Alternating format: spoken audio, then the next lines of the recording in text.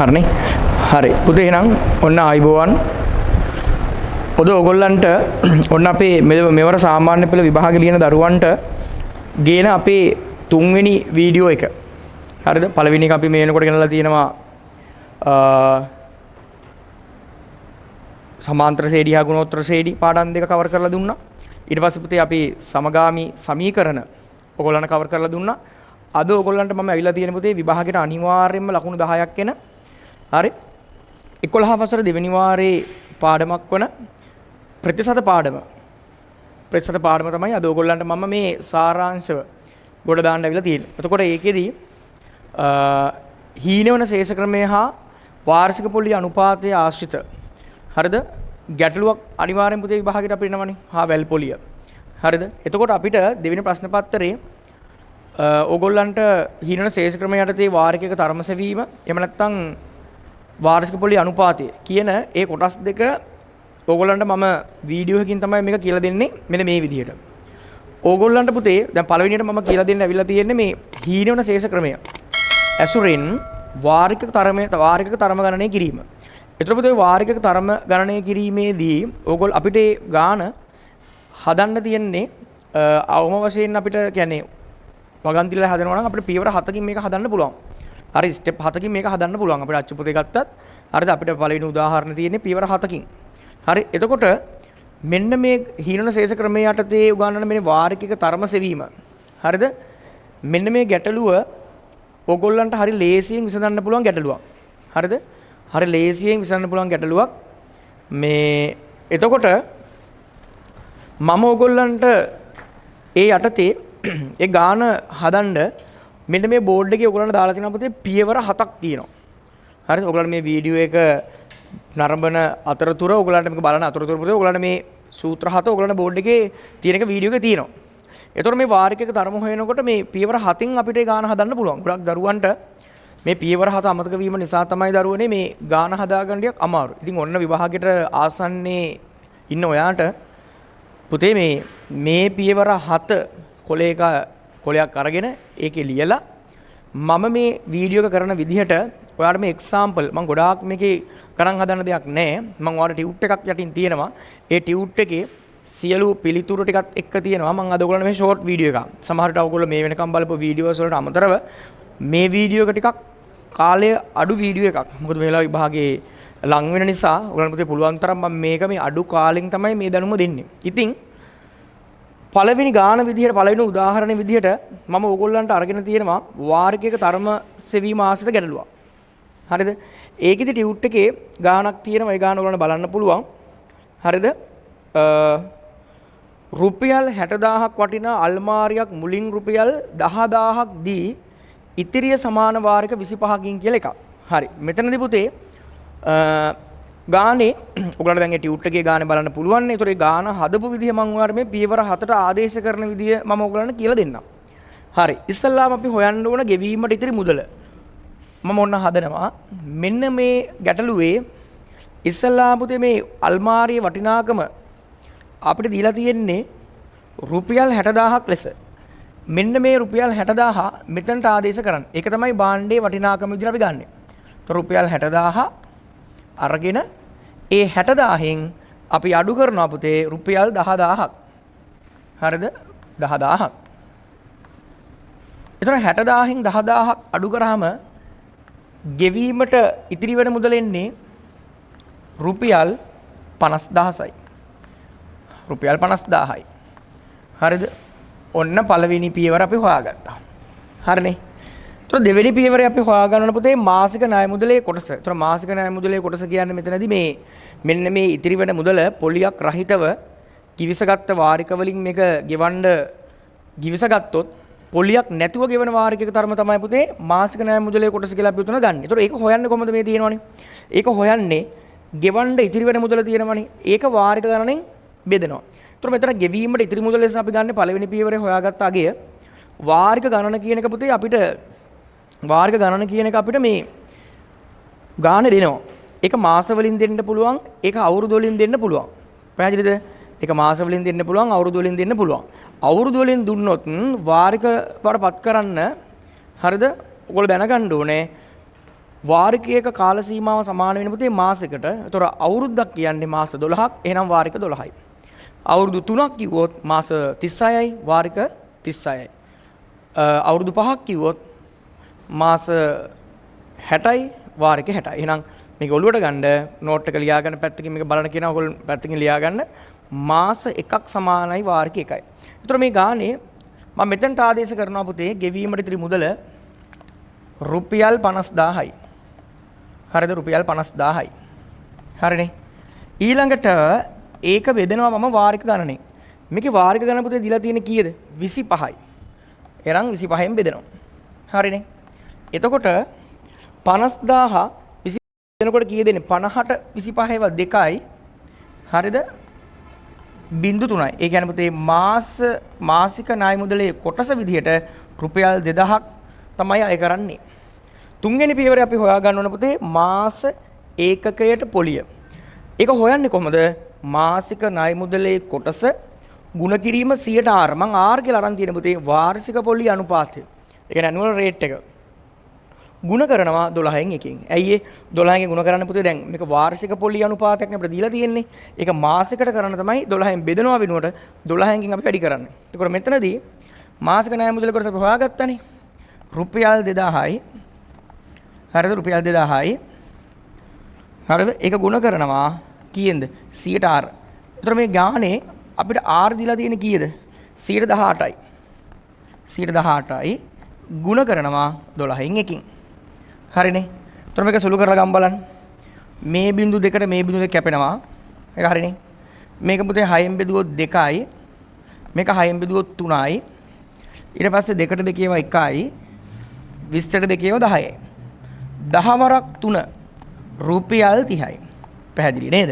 ඒතර පුතේ උත්තරේ එන්නේ මාස ඒකකට පොලිය වාට එන්න ඕනේ රුපියල් 30යි.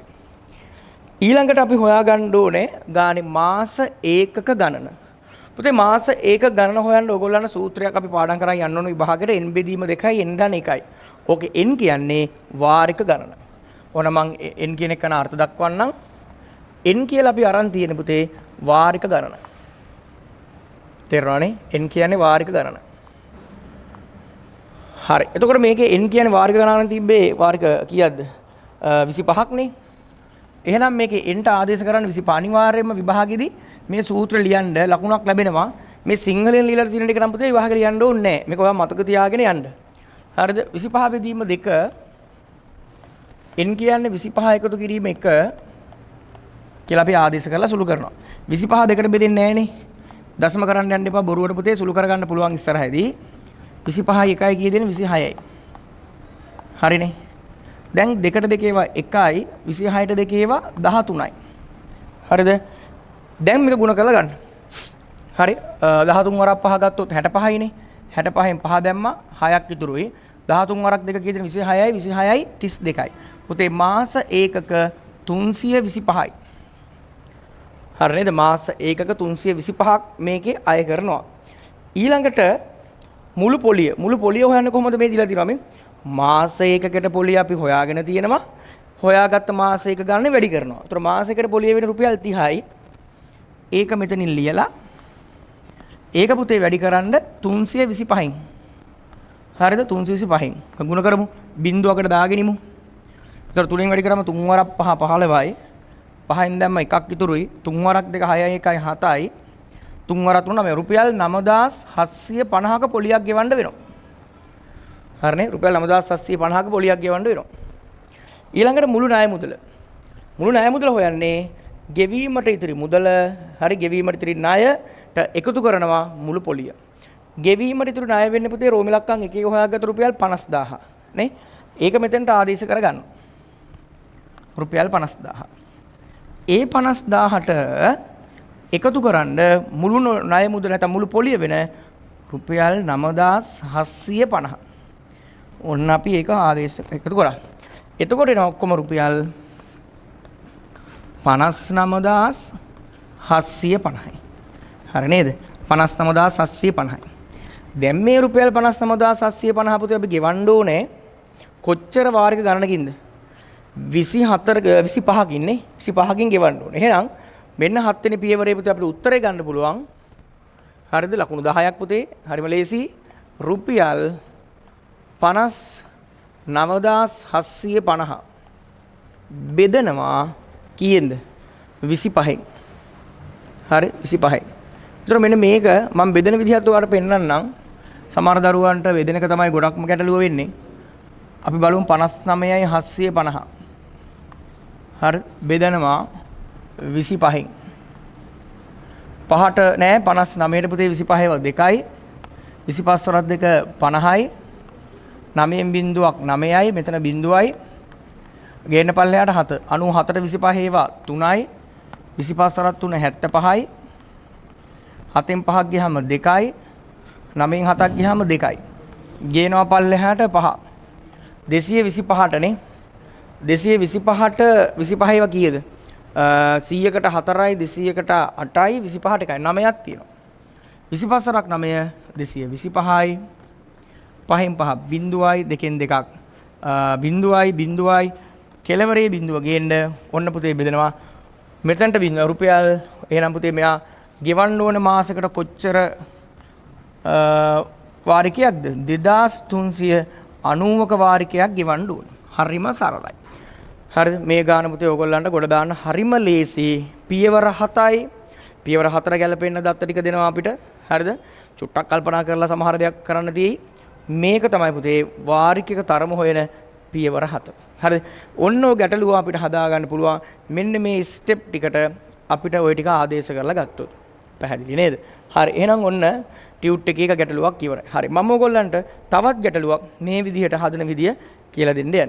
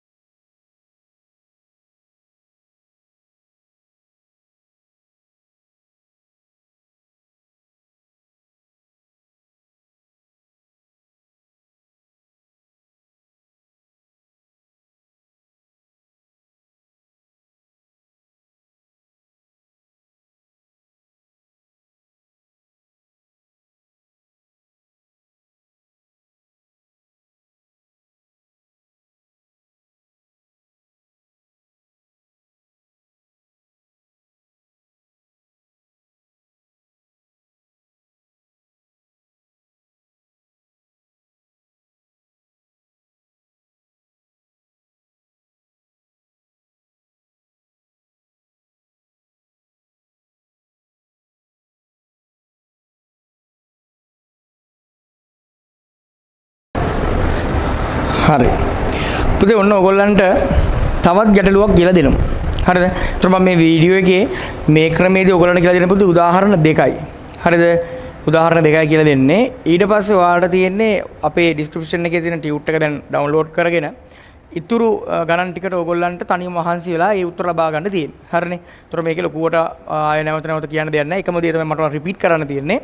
මේ ටික ලස්සන බලා ගන්න. මම ඔයාලට තව ගානක් හදන්නට කිපෙනවා. ඔය ටියුට් එකේ තියෙනවා බලන්න ගානක් ගැටලු අංක 2. හීන වෙන ශේෂ ක්‍රමයේ යටතේ 120ක වාර්ෂික පොලියට මාසික වාරික 18ක් ගෙවා කියන ගානක් තියෙනවා. හරි. පුතේ ඒකෙත් අපි ඉස්සල්ලාම හොයාගන්න ඕනේ භාණ්ඩයේ වටිනාකම. දැන් මෙතනදී භාණ්ඩයට පුතේ පළමුව ගෙවූ මුදලක් නැහැ ඒකේ. හරි නේද? පළමුව ගෙවූ මුදලක් නැහැ. හරිද? එතකොට එතනදී භාණ්ඩයේ වටිනාකම විදිහට අපි ආදේශ කරන්නේ රුපියල් 54000. හරිද? රුපියල් 54000. හරි නේද? රුපියල් 54000. හරිද? ඒතර මේකේ පළමුව ගේ මුදලක් නැහැ. හරිද? පළමුව ගේ මුදලක් නැහැ. නැතිනම් මම බින්දුව දාලා තියෙනවා. බින්දුව දැම්මත් එක නැත්ත් එක එහෙම අවුලක් නැහැ. ඒතර ගෙවීමට ඉතිරි මුදල වෙන්නේ භාණ්ඩයේ වටිනාකම තමයි. ඒතර මෙන්න මේ භාණ්ඩයේ සම්පූර්ණ වටිනාකම තමයි පුතේ වාරික වශයෙන් ගෙවන්න givisagන්නේ. හරිද? එතකොට ඊළඟ පියවරේ හොයාගන්න ඕන අපි මාසික ණය මුදලේ කොටස. හරිද? මාසික ණය මුදලේ කොටස හොයන්නේ රුපියල් 54000යි. හරිද? රුපියල් 54000. හරි 54000 බෙදනවා වාරික ගණනේ. ඔය කතාවේ බලන්න වාරික 18ක් තියෙනවා. හරි වාරික 18ක් තියෙනවනේ. හරි. ඒතකොට 54000 18න් බෙදුවාම කීය දෙන්නේ? ඒතකොට 54000 18 ඒවා 3ක් එනවනේ. හරිද? 54000 ඒවා 3යි. තව බිංදු 3යි. හරි ඔන්න. එතකොට එන්නේ රුපියල් 3000ක් කියලා තමයි එන්නේ. හරි රුපියල් 3000යි. ඊට පස්සේ හොයාගන්න ඕනේ මාස ඒකකට පොලිය. ඒක හොයාගන්නේ කොහොමද? මාසික ණය මුදලේ කොටස දැන් අපි හොයාගත්තානේ. හරි රුපියල් 3000යි. ඒක ගුණ කරනවා පොලියෙන්.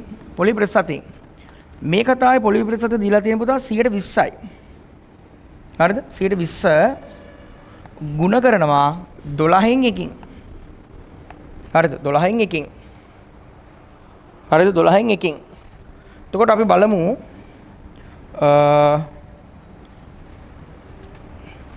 අපි ගත්තොත් බිඳුවට බිඳුව කැපෙනවා බිඳුවට බිඳුව කැපෙනවා. හරිනේ? ඊට පස්සේ දෙකට දෙකේව 1යි 12ට දෙකේව 6යි. 6ට 6ව 1යි 300කට 6ව 50. එනම් පුතේ රුපියල් 50ක මාසික ඒකක පොලියක් තමයි අය කරන්නේ. රුපියල් 50ක මාස ඒකක පොලිය. ඊට පස්සේ අපි හතරවෙනි පියවරේ හොයා ගන්න ඕන මාස ඒක ගණන. එතකොට මාස ඒක ගණන හොයාගන්නේ අපි දන්නවනේ දැන් මේක මාස ඒකක කීයෙන්ද අපිට හදන්න දෙන්නේ වාරික 18 එන්නේ. ඒතර එන්ට 18 දාන්න. ඒතර 18 බෙදීම 2. එතකොට 18 දාන 1. හරිනේ. දැන් 18 දෙකෙන් බෙදෙනවනේ. බෙදෙන හින්දා මෙතන 9යි. ගුණ කිරීම 18යි 1යි 19යි. ඒතර ගුණ කරන්නකො 9 වරක් 9 81 එක දැම්ම 8ක් ඉතුරුයි. හරිද? 171යි. මාස ඒකක ඉන්න පුතේ 171යි. ඊළඟට මුළු පොලිය. මුළු පොලිය හොයාගන්නේ මාස එකකට පොලිය අරගෙන ඒක මාසෙ ගන්න වැඩි කරනවා. දැන් මාසෙකට පොලිය හොයාගත්තන රුපියල් 50යිනේ. හරිද? රුපියල් 50යි. ඔය රුපියල් 50 වැඩි කරන්න 171කින්. හරිද? ඕක ගුණ කරාම එන්න ඕනේ පුතේ මෙතනට බිඳුවයි. 5න් වැඩි කරාම 5 වරක් 1 5යි. හරිද? 5 වරක් අත 35න් 5 දැම්මා 3ක් ඉතුරුයි. පරණ 5 වරක් 35 3ක් ඉතුරු 5 5 රුපියල් 8550යි. හරිද? රුපියල් 8550යි. ඊට පස්සේ මුළු ණය මුදල වෙන්නේ මෙතන රුපියල් 54000යි. රුපියල් 54000ට අපි එකතු කරගන්නවා කීයද? 8550. හරිනේ 8550. අද 54000ට 8550ක්. හරි සමහර ළමයින්ට මෙන්න මේවා පුතේ මෙන්න මේ විදිහට ලියලාම සුළු කරන්න පෙන්වන්න වෙනවා. මොකද මේ අර චූටි කාලේ පන්ති ඉඳලා නැහැ එක ස්ථානයකින් එක ස්ථානෙ ලියා ගන්න බැරි ළමයිනුත් ඉන්නවා. හරිද? ඒතර ඒ ළමයි කරන්න ඕන ඔක ගාන දකුණත් කෙලවරේ ඔය විදිහට එකතු කරලා බලන්න. ඒතර මෙතන බිඳුවයි මෙතන 5යි මෙතනත් 5යි 8යි 4න් දෙක දැම්ම එකක් ඉතුරුයි 62යි 550යි. හරිනේ 62යි 550යි. එතකොට රුපියල් 62යි 550යි. හරිනේ 62යි 550යි. කතන්දරේ හරිනේ. හරිද 60550යි. ඊට පස්සේ වාරික තරම. හරිද වාරික තරම හොයන්නේ කොහමද? හරිද මුළු ණය මුදල තියෙනවනේ දැන් 60550. ඔන්න ඔය 60550 අරගෙන පුතේ අපි බෙදන්නේ කීයෙන්ද? වාරික ගණනෙන්. අපිට වාරික ගණන අවිලා තිබ්බා කීයක්ද? 18ක්. හරි. එහෙනම් මම ඕක බෙදලා බලන්නම්. 62යි 550 හරිද පුතේ බෙදනවා 18න්. හරිද 18න් බෙදනවා. එතකොට මෙතන 62ට 18 වෙනවා 3. හරිද 18 වරක් තුන 54යි. එතකොට මෙතන 54යි. එතකොට මෙතන 8යි. ගේන්න පල්ලෙහාට 5. 85ට 18 ඒවා කීයද? 36 72යි. 36යි. නේද? 36යි. 6ක් නෑ sorry 4යි. 4යි 72යි. එතකොට මෙතන 5න් 2ක් 3යි. ගේන පල්ලෙහාට 1 13යි. 135ට කීයක් තියෙද? 18 වරක් 5 90යි. 6ක් වගේ. නිකන් 6ක් වගේ ගුණ කරලා බලන්න ඒවා. 6 වරක් කර 48න් 8 දැම්ම 4ක් ඉතුරු 108යි. 108ට තව 18ක් එකතු කරලා බලන්න. හරිද? 126 වෙනකන් ගියා. කියන්නේ 7ක් තියෙනවා. හරි? يعني 7ක් තියෙනවා නේ. ඒක 126ක් වෙනකන් ගියා. හරි? එතකොට මෙතන 5න් 6 බෑ 15න් 6ක් 9යි. හරිද? මෙතන එක බිඳුවයි. හරි? 126යි. 3000 54000යි 62550යි. හරි. අවුලක් නැහැ නේ. මෙතන 9යි බිඳුවක් තියෙනවනේ නේ. හරි බිඳුවයි. 90ට 5යි. හරිනේ. 18ට 5 90. එහෙනම් පුතේ වාරිකයක තරම එන්න ඕනේ අපිට 3475. හරියටම හරි. දැන් ඕගොල්ලන් පුතේ දැන් මේ ගණන් දෙකම බැලුව කෙනාට තේරෙනවා දෙකේම තියෙන එකම මොඩල් එකක් තියෙන්නේ. හරි දෙකේම තියෙන එකම මොඩල් එකක් තියෙන්නේ. ඉතින් මෙතනින් එහාට තියෙන පහළට තියෙන හරිද මෙතනින් එහාට පහළට තියෙන මොනවාද මේ ඉතුරු ගණන් ටිකත් ඕගොල්ලන්ට හදන්න තියෙන්නේ ඒ විදිහට තමයි. හරිනේ. ඒතර ඕගොල්ලන්ට තියෙන මේ ගානේ දත්ත ටික වෙනම පැත්තක ලියාගෙන හරිද මේ මොනවාද ඉතුරු ටික බලන්න තියෙන්නේ. පැහැදිලිද? හරි. ඒතකොට දැන් මේකේ තව එක ආකාරයක් තියෙනවා. තව එක ආකාරයක් තියෙනවා. හරිද? ඒ ආකාරය තමයි දැන් මේ මම කියවනේ මේ පාඩමේ ප්‍රධාන කොටස් දෙකක් තියෙනවා. හීනන ශේෂ ක්‍රමය යටතේ වාර්ෂික තරම සෙවීමටයි වාර්ෂික පොලි අනුපාතය හොයන එකටයි. තේරෙනවද? දැන් මම ඔයාට පෙන්නනවා වාර්ෂික පොලි අනුපාතය හොයන පියවර 7. හරිනේ? ඒතර මේ තියෙන්නේ මොකක්ද? වාර්ෂික තරම හොයන පියවර 7නේ. හරිද? දැන් මම ඔයාට පෙන්නනවා වාර්ෂික පොලි අනුපාතය හොයන පියවර 7. හරිනේ? ඔන්න බලා ගන්න ඕගොල්ලෝ මම ඒ පියවර 7 ඕගොල්ලොත් එක කීයම ලියනවා.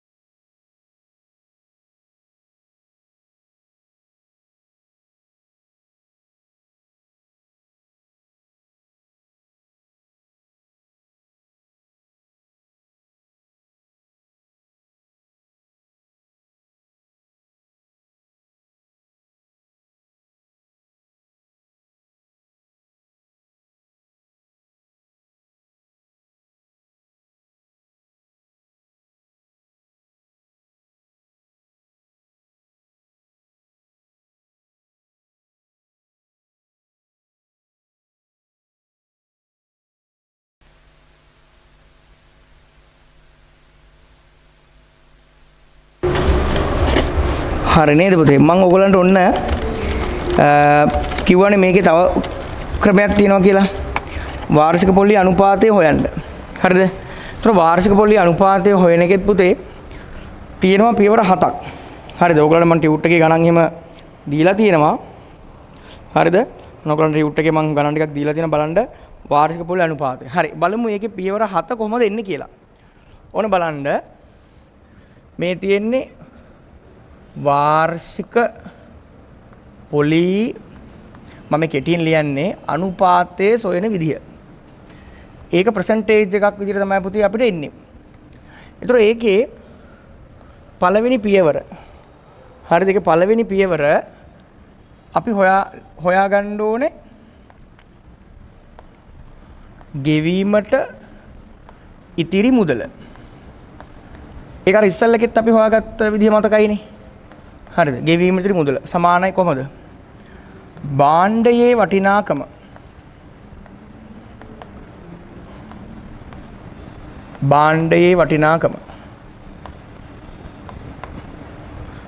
කෙමෙන් අඩු කරනවා පළමුව ගෙවූ මුදල. ඔයගොල්ලෝ මේ ටික මාත් එක්කම පුළුවන් නම් මේ වීඩියෝ බලන ගමම මේක ලියාගන්න. දෙවන පියවරේ හොයන්නේ මාසික ණය මුදලේ කොටස. මාසික ණය මුදල කොටස. එක්සල් එක ඔයාලට මතකයි නම් පලියාගත්තක දැන් මම හිතනවා වගේ නෝට් කරන් ඇති නම් ඒක ඇති. මොකද්ද? ගෙවීමට ඉතිරි මුදල.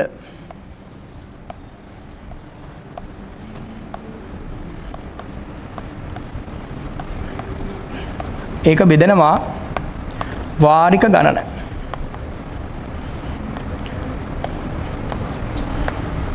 හරිද? වාරික ගණන. ඊළඟට තුන්වෙනි පියවරේ දැන් චුට්ටක් වැඩේ තුන්වෙනි පියවරේ අපි හොයාගන්නේ ගෙවන මුළු මුදල. පොඩක් වෙනස් වෙනවා දැන්. ගෙවන මුළු මුදල හොයාගන්න ඕනේ. ගෙවන මුළු මුදල හොයන්නේ කොහොමද? ගෙවන මුළු මුදල හොයන්නේ වාරිකයක තරම කාණි දෙනවා. වාරික තරම ගුණ කරනවා වාරික ගණනින්.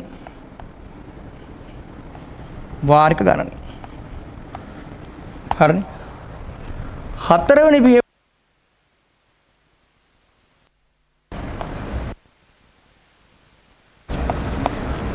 මුළු පොලිය. මුළු පොලිය හොයන්නේ කොහොමද?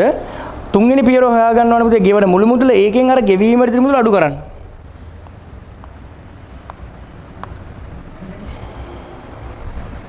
ගෙවන මුළු මුදලෙන් අඩු කරනවා ගෙවීමට ඉතිරි මුදල.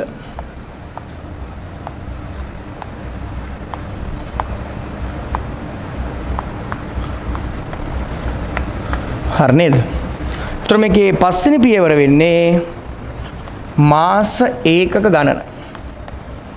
ඒක අපි ඉස්සල්ලාගෙත් හෙව්වනේ.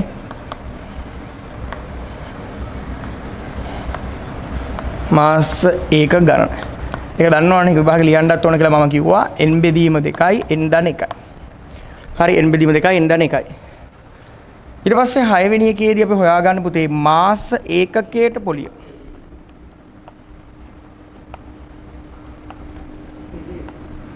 මාස ඒකකයට පොලිය. මාස ඒකකයට පොලිය හොයාගන්න කොහොමද දන්නවද? මෙතන හොයනවනේ පුතේ මුළු පොලිය හතරවෙනි පියවරේ. ඔන්න ඔය මුළු පොලිය හරි මුළු පොලිය බෙදනවා මාස ඒකක ගණනින්.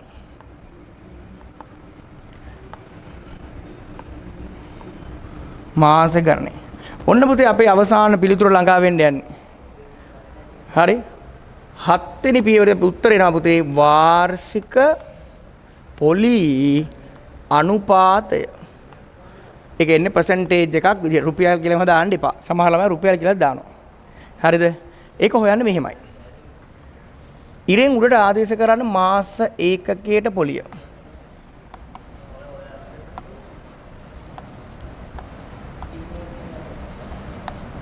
මාස ඒකකයට පොලිය. ඊළඟට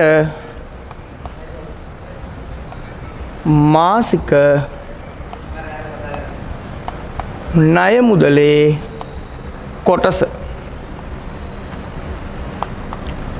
මාසික ණය මුදලේ කොටස. ඒක ගුණ කරනවා පුතේ කීයෙන්ද? 12න් ඇයි අවුරුද්දකට බලන්න ප්‍රතිශතයක් කරන්න ඕන 100% වැඩි කරා. හරි. ඔන්න මම ඔයත් එක්කම පුතේ පියවර 7 ලිව්වා. හරිනේ. එහෙනම් අපි දැන් මේ එනකොට වාරිකක තරම හොයන පියවර 7ක් දන්නවා. ඒකෙන් ගැටලු දෙකක් සාකච්ඡා කරා. මේකෙනුත් මම ඔයත් එක්ක ගැටලු දෙකක් සාකච්ඡා කරනවා. එතනින් එහාට ටියුට් එකේ තියෙන ගණන් ටික ඔයා හදලා ඒ ටියුට් එකේ මම ඔයාලට අන්තිමේදී පිළිතුරු ටික දාලා තියෙනවා. ඒ උත්තර ටික ඔයා ගන්න. හරිනේ. ඒතර ඔයාලට මේ වීඩියෝ එක බලලා ඒ උත්තර ටික එනවා කියන්නේ පුතේ. ඔයාලට අනිවාර්යෙන් විභාගෙදී මේ ගාන ආවොත් ලකුණු 10 ගොඩ දාන්න පුළුවන් කිසිම ප්‍රශ්නයක් නැහැ. හරිනේ. හරි. එහෙනම් මම යනවා. ඔයගලන් ටියුට් එක ගන්න. ටියුට් එකේ ගානක් තියෙනවා. ඔන්න බලන්න. හරිද? ටියුට් එකේ ඔන්න ගානක් තියෙනවා. මෙන්න මේ ගැටලුව. ඉන්න. හරි මේ බලන්න.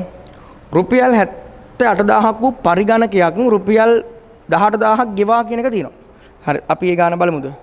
ඊට පස්සේ ඉස්සල්ලාම අපි හොයන්න ඕනේ මොකද්ද? ගෙවීම විතර නෑ මුදලනේ. ගෙවීම විතර නෑ මුදලම හොයන්න ඕනේ. ඊට පස්සේ පුතේ ඒකේ අපි දැන් හොයන්නේ කොහොමද? භාණ්ඩේ වටිනාකම දීලා තියෙනවානේ. හරිද? භාණ්ඩේ වටිනාකම වෙන්නේ රුපියල් කීයද? 78000යි. එහෙනම් මම මෙතනට 78000 ආදේශ කරලා ඒකෙන් අඩු කරනවා. එයා පළමුව ගෙවමු පුතේ රුපියල් 18000. හරිනේ. 18000. ඒතර 78000න් 18000 අඩු කරාම කීයද දෙන්නේ? 78000න් 18000ක් ගියාම එන්නේ රුපියල් 60000යි. හරිනේ රුපියල් 60000යි. හරිනේ. රුපියල් 60000යි එන්නේ. ඊට පස්සේ මාසික ණය මුදලේ කොටස හොයන්න කොහමද? රුපියල් 60000යි ගෙවීමට ඉතිරි ණය මුදල අපි ගන්නේ. කොච්චර වාරික ගණනකින්ද මෙයා මේක දැන් බෙදන් ගෙවන්න ඕනේ 10කින්. හරිම ලේසියිනේ. ඊට පස්සේ බිඳුවට බිඳුව කැපුණාම රුපියල් 6000ක් මාසික ණය මුදලේ කොටස වශයෙන් ගෙවන්න ඕනේ. එන්න රුපියල් 6000යි. පැහැදිලිද? ඊට පස්සේ ගෙවන මුළු මුදල හොයන්න පුතේ දැන් වාරිකක තරම දෙනවා. වාරිකක තරම දුන්නාම ඒක වාරික ගානේ වැඩි කරමු. ඒතර වාරිකක තරම දීලා තියෙනවා රුපියල් 6495ක්. ඒක මෙතෙන්ට ආදේශ කරමු 6495යි. ඒක ගුණ කරන්න වාරික ගන්න 10යි. 10න් ගුණ කරන එක පුතේ ඔයාලට මහලුක ප්‍රශ්නයක් නෙමෙයිනේ. අගට බිඳුවක් දාන්නනේ තියෙන්නේ. රුපියල් 64950යි. වෙන්න. රුපියල් 64950ක් මුළු මුදල වශයෙන් ගෙවන්න වෙනවා. හැබැයි ගෙවන්න අපි ඇත්තට මුලින් ඉතුරුනේ කීයද? 60000යි. එහෙනම් අනිවාර්යෙන් පොලියක් අය කරලා තියෙන්නේ. එහෙනම් අපි හතරවෙනි පියවරේ පොලිය හොයනවා. පොලිය හොයන්නේ කොහමද? රුපියල් 64950න් අඩු කරන්න 60000ක්. හරිනේ 60000ක්. එතකොට පුතේ එනවා රුපියල් කීයද අපිට පොලිය? 4950ක පොලියක් වෙනවා. හරිද? 4950ක පොලියක් වෙනවා. ඊට පස්සේ මාස ඒක ගණන. ඒක නම් දන්නවනේ. ඕකේ n කියන්නේ අපිට කොච්චරකින්ද ගෙවන්න ඕනේ? n ආවේ අපිට ගාන n දීලා තියෙනවා 10යි නේ. ඒතර 10 බෙදීම 2 10 දන 1. 10 දෙකට බෙදුවාම කීය දෙන්නේ? 5යි. 10 එකයි කීය දෙන්නේ? 11යි. පුතේ ඒ කියන්නේ 11 සරක් 5 55යි. දැන් මාස ඒකක 55යි. මාස ඒකකට පොලිය හොයන්නේ කොහොමද? පුතේ මුළු පොලිය අපි දන්නවා රුපියල් 4950යි. රුපියල් 4950 බෙදනවා කීයෙන්ද පුතේ? අපිට දීලා තියෙන්නේ 55යි. හරිද? 55යි. හරි නේද? ඒතර 4950 55න් බෙදන්න ඕනේ. හරිද? එතකොට උතන්ට එනවා 90ක් කියලා එන්න ඕනේ. හරිද? රුපියල් 90ක් වෙන්න ඕනේ. බිඳුව අයින් කරාම 495ට 55 ඒවා 9ක් එනවා. බිඳුව විතර රුපියල් 90යි. දැන් පුතේ 7 වෙනි පියවරේදී ඔන්න උත්තරේ ගන්න පුළුවන් අපිට. බලන්න ලස්සන උත්තරේ. මාස එකකට පොලිය රුපියල් 90යි. මාසික ණය මුදල කොටස පුතේ වල බලන් පියවර දෙකේ රුපියල් 60000යි. 6000යි නේ. 6000යි. ඒක ගුණ කරන්න 12න්. ඒක ගුණ කරන්න 100%න්. හරිද? දැන් මේක සුළු කරලා බලමු. බිඳු දෙකට බිඳු දෙක කැපිලා යනවා. උඩ බිඳුවට යට බිඳුව කැපෙනවා. 6ට 6ව 1යි. 12ට 6ව 2යි. අන්න පුතේ උත්තරේ එනවා 100ට 18යි. හරිද? 118යි. හරි. එහෙනම් දැන් ඔයාලට පැහැදිලි වාරිකයක තරම හොයන පියවර විදිහටමයි වාර්ෂික පොලි අනුපාතය හොයන්නේ. හරි. එහෙනම් ඔයාට මම තවත් උදාහරණයක්. හරිද? ඒතර මේ වීඩියෝ එකේ ඇත්තටම පුතේ උදාහරණ 4යි මම දෙන්නේ. ඔයා මේ උදාහරණ 4න් ඔයාලට මේ පාඩම කොට දාන්න මම උදව් කරලා තියෙනවා. තවත් ගැටලුවකින් මම ඔයාලට පෙන්නනවා වාර්ෂික පොලි අනුපාතය හොයන තවත් ගැටලුවක් අරගෙන වරේ තවත් එන විදිය පෙන්නනවා. හරි. එහෙනම් අපි ඊළඟ ගන්න ලෑස්ති වෙමු.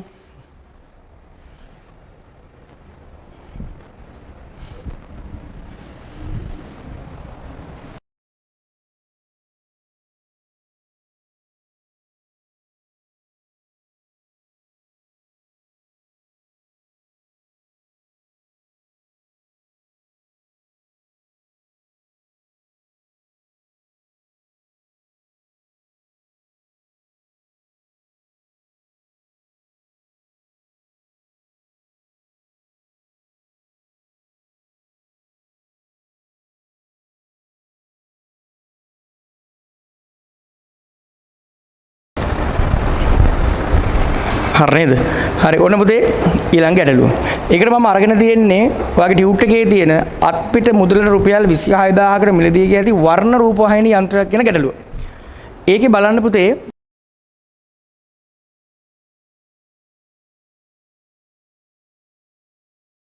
වටිනාකම හරිද? භාණ්ඩේ වටිනාකම රුපියල් 26000යි ඒකෙන් 5000ක් ගෙවනවා. එහෙනම් 26000න් හරිද අඩු කරන්න 5000ක් 26000න් 5000ක් ගියාම එන්නවා රුපියල් 21000ක්. හරිනේ රුපියල් 21000ක්. හරිනේ. ඊට පස්සේ මාසික ණය මුදලේ කොටස වෙන්නේ රුපියල් 21000 බෙදනවා වාරික ගණනින්. මේකේ වාරික දින පුතේ 14ක්. හරි 14ක් තියෙනවා.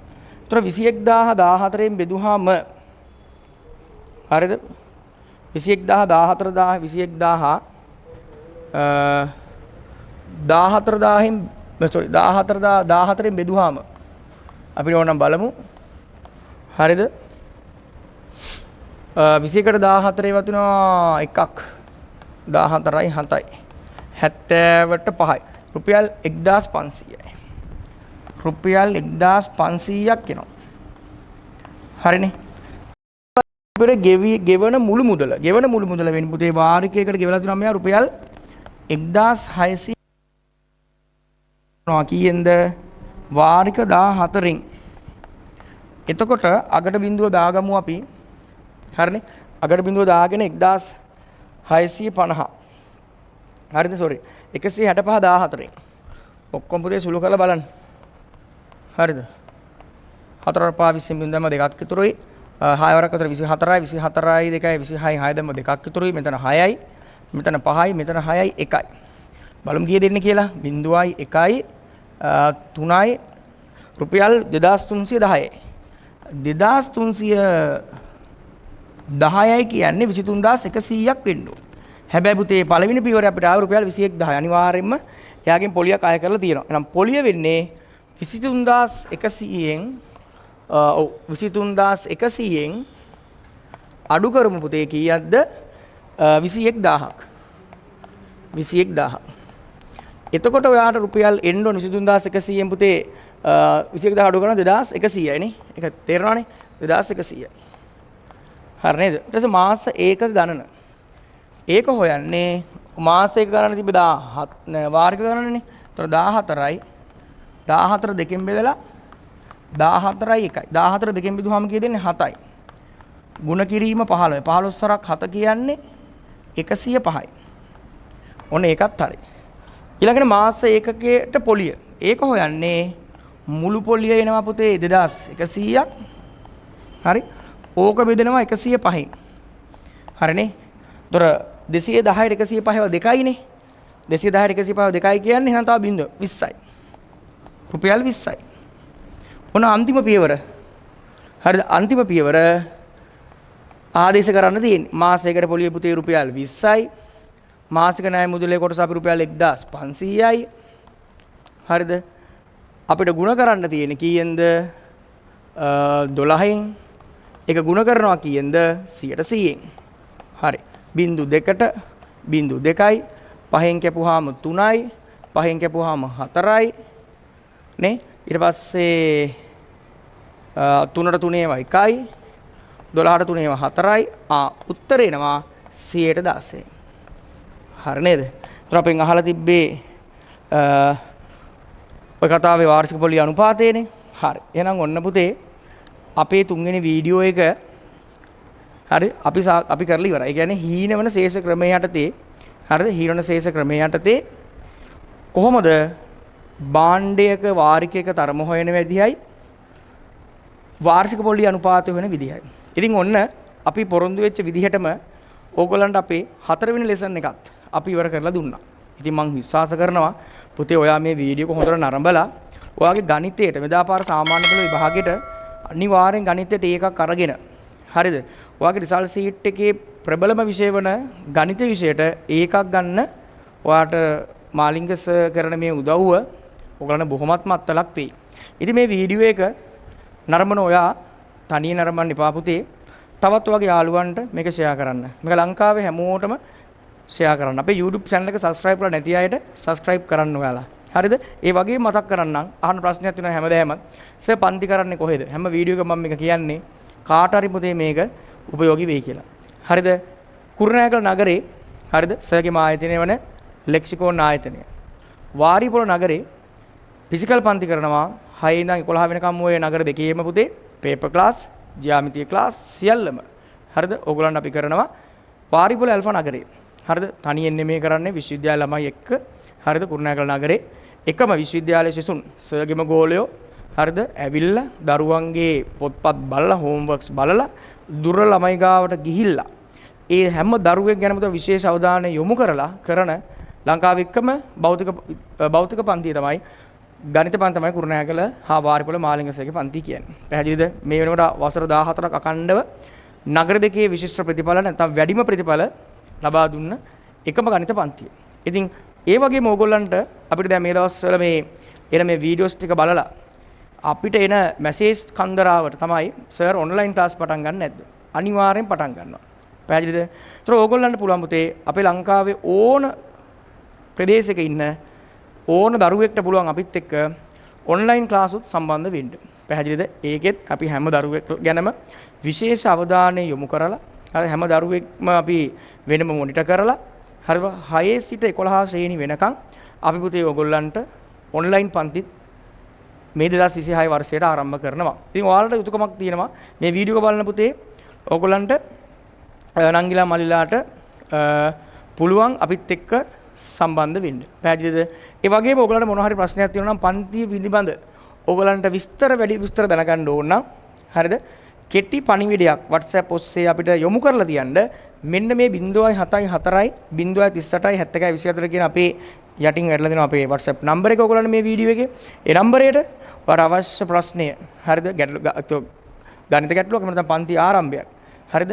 ඔයාලට ඕනම එකක් පුතේ අපිට භෞතිකව හෝ ෆිසිකල් එහෙම නැත්නම් ඔන්ලයින් ඕගොල්ලන්ට පුතේ අපි සූදානම් ඒ පන්තියට අපි ඕගොල්ලන්ට සම්බන්ධ කරගෙන හරිද? ඕගොල්ලන්ගේ ගණිත විෂය ලේසි විෂය පත් කරලා දෙන්න.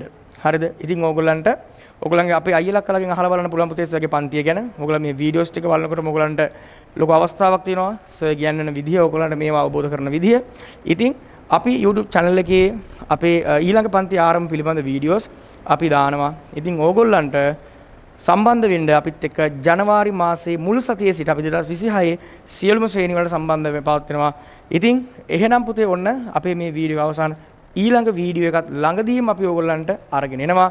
එහෙනම් මේ වීඩියෝස් ටික හොඳට බලලා ඕගොල්ලන්ගේ දැනුම සන්නද්ධ කරගන්න. එහෙනම් අද මේ වීඩියෝ එක මෙතන ඉවරයි. එහෙනම් පුතේ හැමෝටම ආයිබෝවන්.